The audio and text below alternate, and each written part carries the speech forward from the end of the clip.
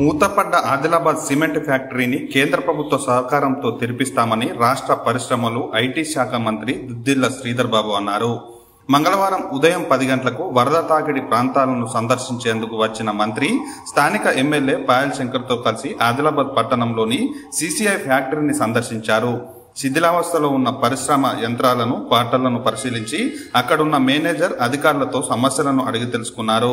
MLA Payal Shankar CCI పునరుద్ధరణ అంశంపై పలుమార్లు కేంద్ర రాష్ట్ర ప్రభుత్వాల దృష్టికి తీసుకువచ్చారని అన్నారు.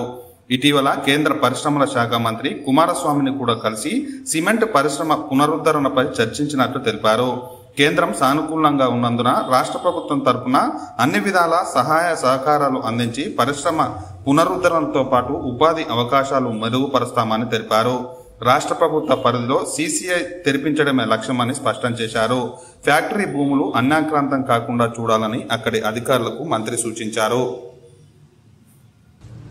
మరి ఈరోజు రాష్ట్రానికి సంబంధించిన ఒక ప్రధానమైన పరిశ్రమను తిరిగి పునఃప్రారంభం చేయాలనే ఒక సంకల్పం మేము ఇక్కడున్న ప్రజాప్రతినిధులకు కానీ అదేవిధంగా అక్కడున్న కేంద్రంలో ఉన్న మంత్రి గారికి చెప్పాం. రాష్ట్ర ప్రభుత్వం తరఫున స్పష్టంగా ముఖ్యమంత్రి గారు కూడా ప్రధానంగా ఆదిలాబాద్ జిల్లా వెనుకబడిన జిల్లా, ఈ జిల్లాకు సంబంధించిన పరిశ్రమ ప్రారంభం చేయాలనే మా ఆలోచన ఉంది. రాష్ట్ర ప్రభుత్వం తరఫున అన్ని తీర్ల ప్రోత్సాహం ఉంటుంది, సహకారం ఉంటుంది. ఎందుకంటే సీసీఐ ఎస్టాబ్లిష్మెంట్ కూడా కేంద్ర ప్రభుత్వానికి సంబంధించిన అంశం కనుక అన్ని తీర్ల ప్రోత్సాహం చేస్తాం. ప్రారంభం చేసి ఈరోజు ఇక్కడ ఉపాధి కల్పించాలి.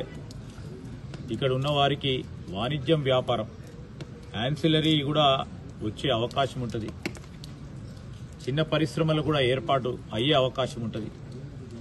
ఆ తరుణంలో మేము పూర్తి స్థాయిలో మా ప్రభుత్వం మీకు అండగా నిలబడుతుందని నేను ఇక్కడున్న గౌరవ శాసనసభ్యులు శంకర్ గారికి కూడా